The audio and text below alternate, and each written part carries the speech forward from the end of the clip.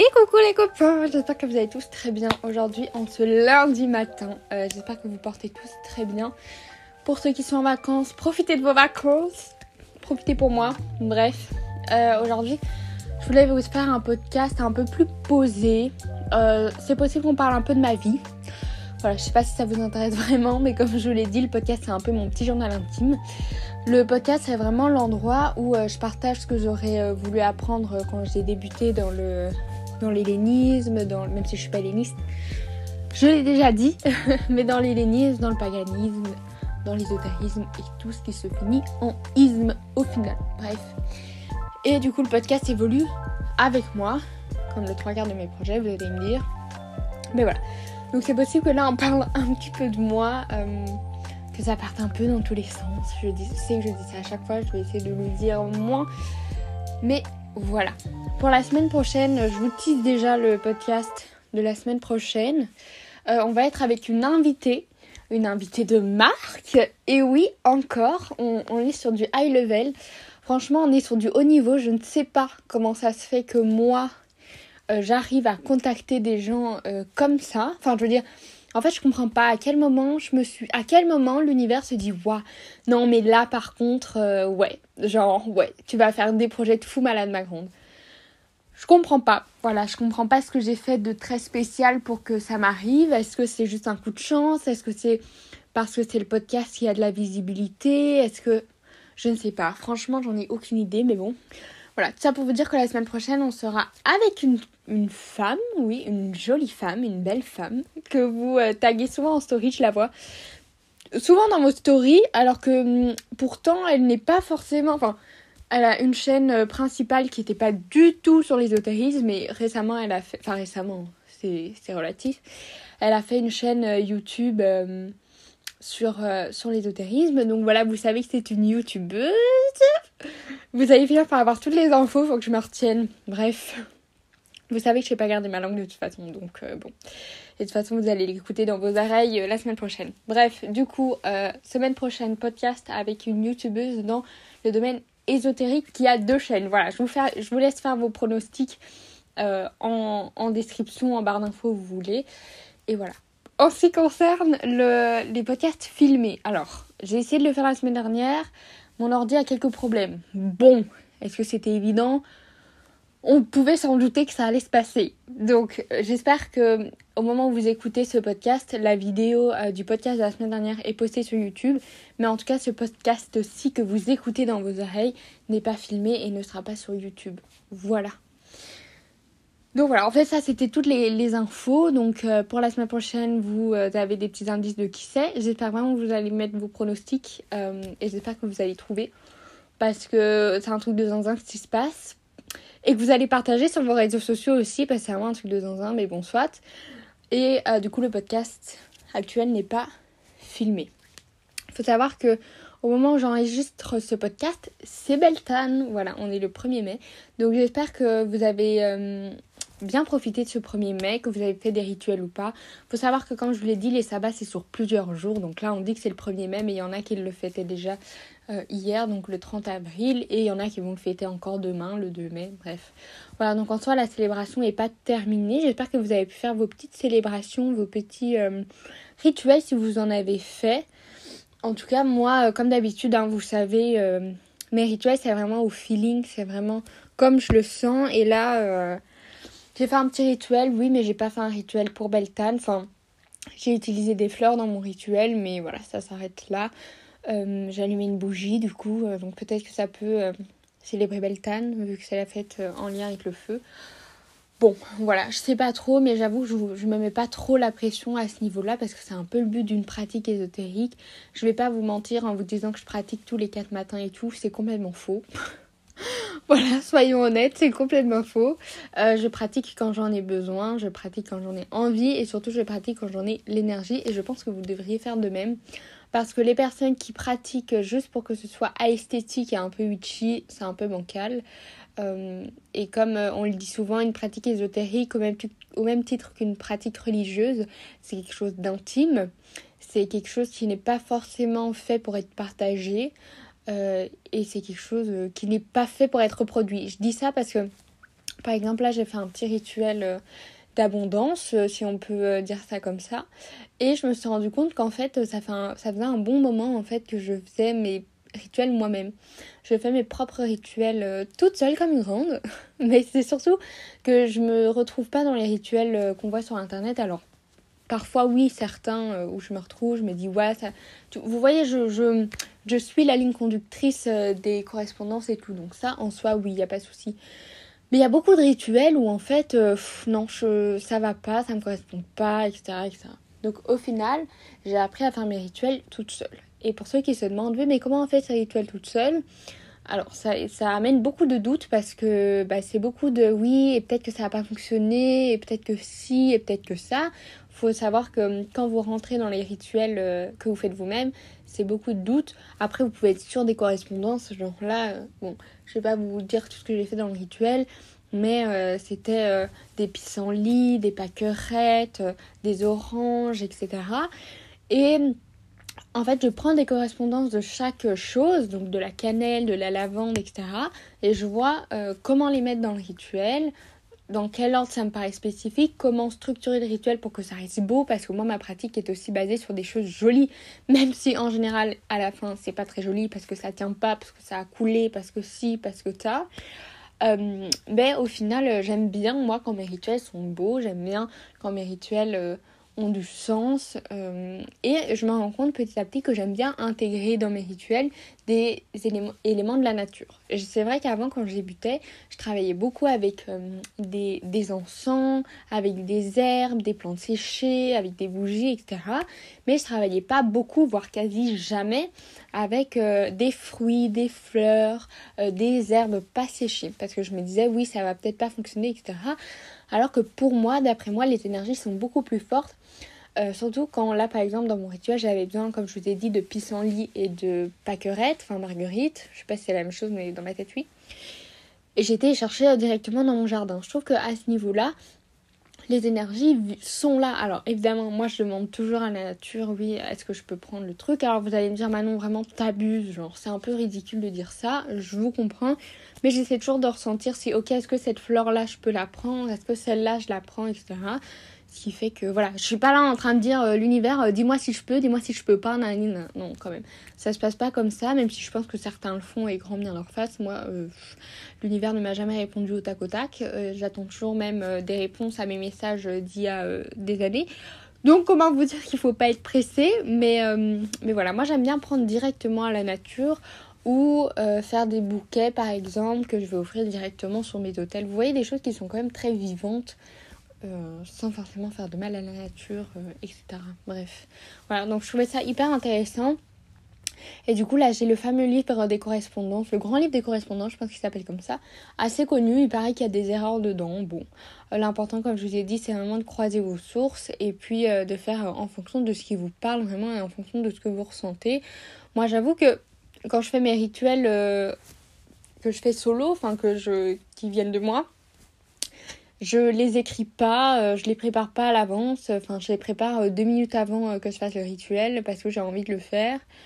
Je consacre les ingrédients, je les purifie et hop, le rituel est fait, quoi. Mais faut savoir que moi, dans ma pratique, je suis pas très prévoyante dans le sens où, en général, comme je vous ai dit, un rituel, il se prévoit 30 minutes à l'avance, grand maximum. Et puis, je le fais, mais je peux me dire une fois, ouais, je vais faire un rituel et je le fais 6 mois plus tard. Donc, je vous dis, c'est vraiment très libre, quoi. C'est quand je le sens, quand j'en ai envie et quand ça me paraît nécessaire, parce que comme je vous l'ai dit, je trouve que faire de la sorcellerie tous les 4 matins, c'est pas très utile. Mais d'un côté, je suis là en mode ouais, mais Manon, il y a 2 semaines, tous les jours t'avais envie de faire un rituel. Oui, parce que il y a des périodes comme ça où on a envie de faire des rituels tout le temps parce qu'on a des demandes hyper spécifiques, on a besoin de choses hyper spécifiques. Et t'as des moments où tu vas pas faire de rituel durant 6 mois. Genre, là, j'avoue que j'ai fait... cette période-ci, la période où l'été et le printemps... Enfin, c'est l'été, hein, où l'été revient, la chaleur revient, la lumière revient.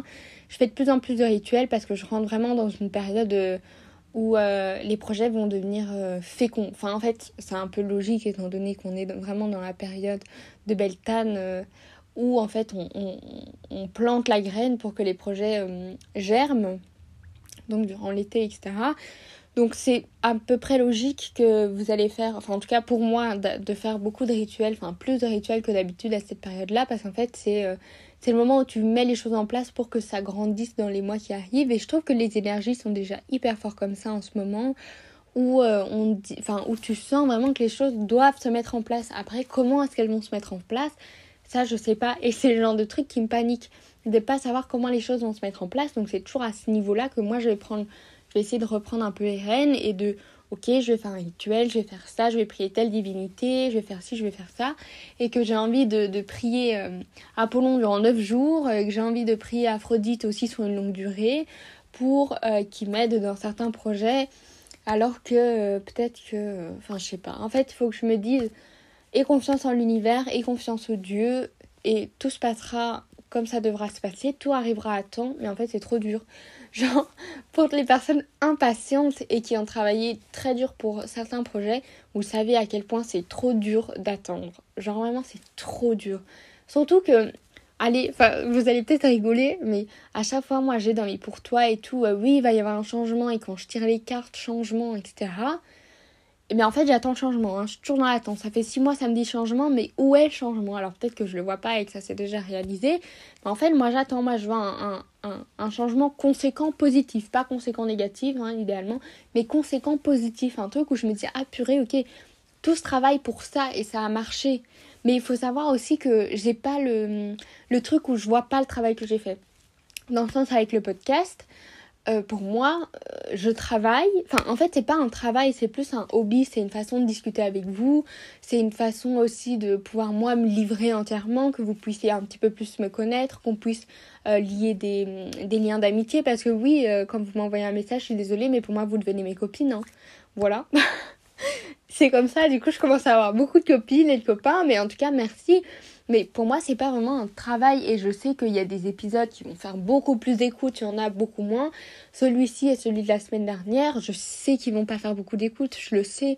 Mais comme je vous dis, pour moi, c'est pas un travail, donc ça doit pas forcément être aller avoir des conséquences. Enfin, je sais pas comment expliquer, mais dans le truc du travail, pour moi, quand on travaille, il y a ce truc où on attend derrière des répercussions positives. Alors, je vais pas vous mentir, hein.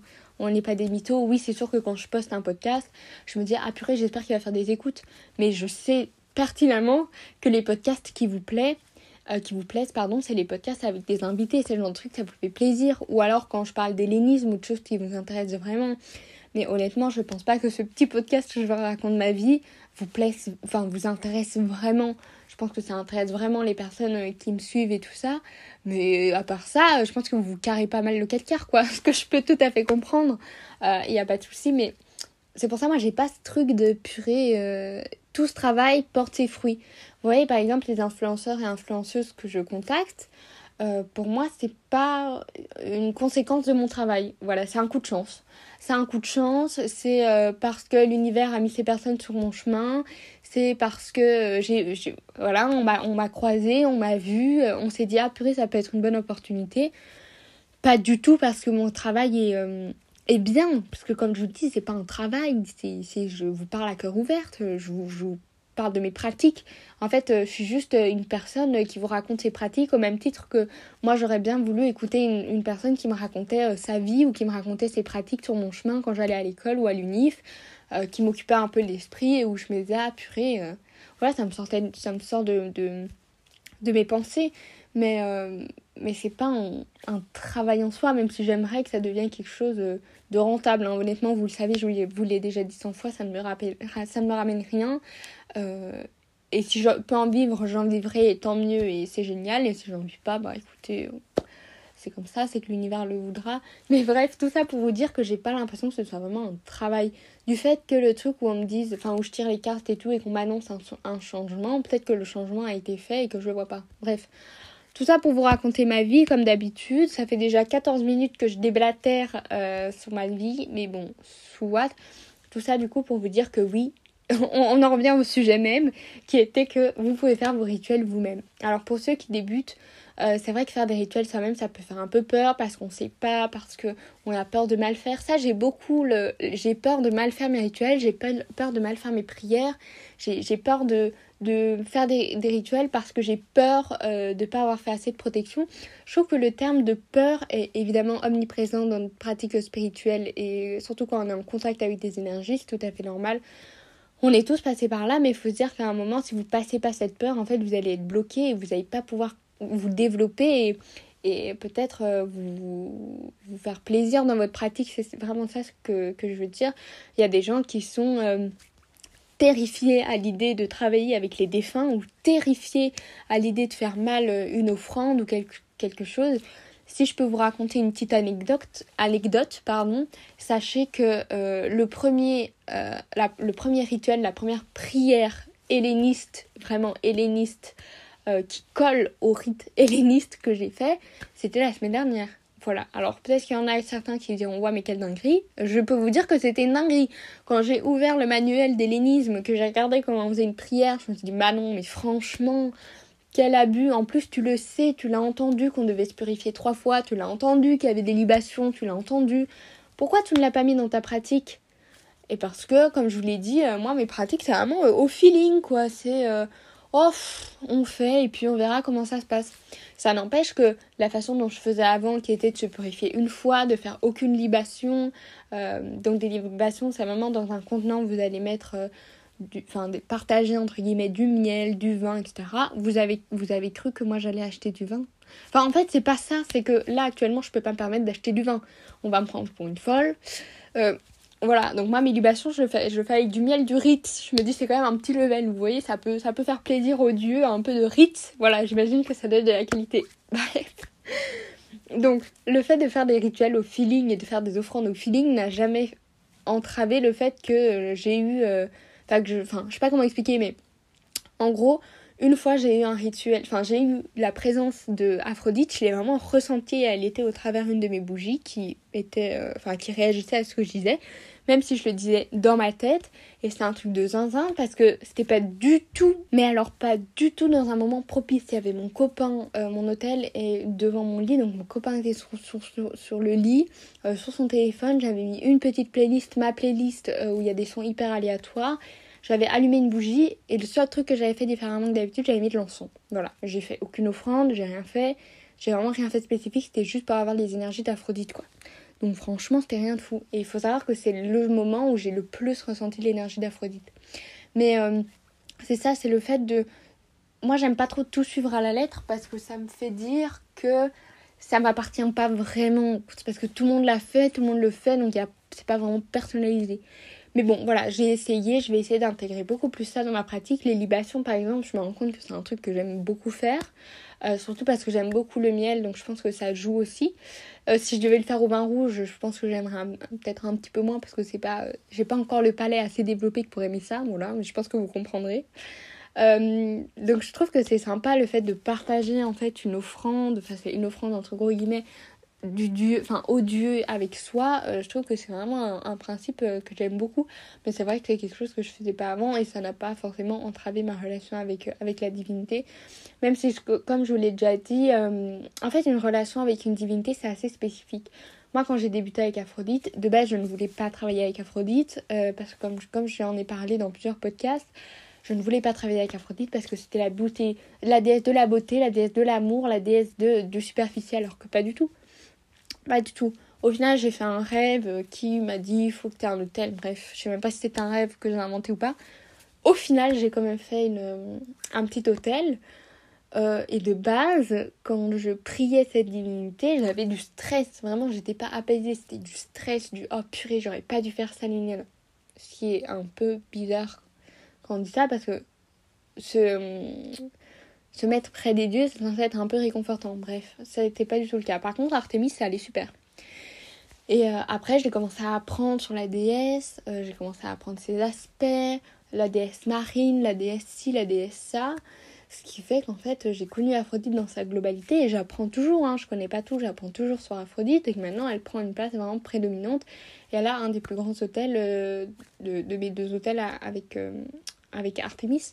Et je trouve ça très important, c'est pour ça que je vous dis toujours renseignez-vous sur la divinité parce que des fois, vous pouvez avoir un hôtel pour une divinité, vous dire ah purée, je me sens pas trop bien, ça matche pas trop, etc. Mais c'est parce que vous vous êtes peut-être pas renseigné. À tout moment, c'est votre divinité patronne ou c'est la divinité qui va venir prendre énormément de place dans votre cœur. Juste simplement parce que vous ne la connaissez pas entièrement. Après, moi, je pars du principe que si actuellement la divinité n'est pas faite pour vous, entre guillemets, même si j'aime pas ce truc de fait pour vous, on dirait qu'on a la foire. Mais même si peut-être que la divinité va venir plus tard dans votre pratique ou peut-être pas du tout. Enfin, voilà, ça dépend vraiment de chacun, ça dépend vraiment de l'affinité que chacun avec sa divinité ou ses divinités, ou les divinités en général. Mais voilà, c'est tout. Bah du coup, je pense que cet épisode de podcast aura été... je pense qu'il n'est pas parti dans tous les sens cette fois-ci, mais je pense qu'il aura été en tout cas libérateur pour moi parce que j'ai vraiment cette impression d'avoir pu discuter avec vous. Alors que sur les derniers podcasts, c'était très travaillé, très ci, très ça. Moi, j'aime vraiment bien les podcasts où on est entre nous, on discute entre nous. Je vous partage mes réflexions. Enfin, surtout là, en ce moment, je vous partage vraiment mes réflexions. Mais sachez que dans les prochains podcasts, je vais vraiment essayer d'aller beaucoup plus en profondeur sur des petits tips, etc. à vous partager. Mais comme je vous dis, le podcast grandit un peu avec moi dans le sens où si un jour, j'ai pas trop la motivation, vous le ressentirez dans le podcast, ou si je veux dire, j'ai pas d'inspi, etc. Enfin bref, je sais pas comment expliquer, mais je pense que vous comprenez ce que je veux dire. Tout ça pour vous dire que j'aime beaucoup les podcasts où je peux discuter comme ça, à cœur ouvert avec vous, sur mes réflexions, sur mes pratiques, sur mes petites erreurs de parcours de temps en temps, parce que ça arrive. Et j'aime beaucoup quand vous me partagez vos retours, et que je vois que vous partagez le podcast sur les réseaux sociaux, c'est vraiment génial. Merci beaucoup à vous tous. J'espère que le podcast de la semaine prochaine vous plaira. Sachez que je suis archi... En fait, est-ce que je suis archi stressée ? Je sais pas. Je suis un peu stressée quand même parce que bon, ça reste quand même une personne influente. Mais moi, j'aime bien considérer les invités comme des amis. Voilà, alors c'est peut-être autant de ma personne. Mais je trouve que c'est plus sympa que de dire « Ah purée, je suis avec une grande influenceuse, nanana ». Ça met tout de suite une barrière et puis c'est pas très utile, quoi. Enfin, je trouve, en tout cas, je sais pas comment vous percevez la chose. Peut-être aussi que c'est parce que je me rends pas trop compte de ce qui m'arrive et des opportunités qui se présentent à moi.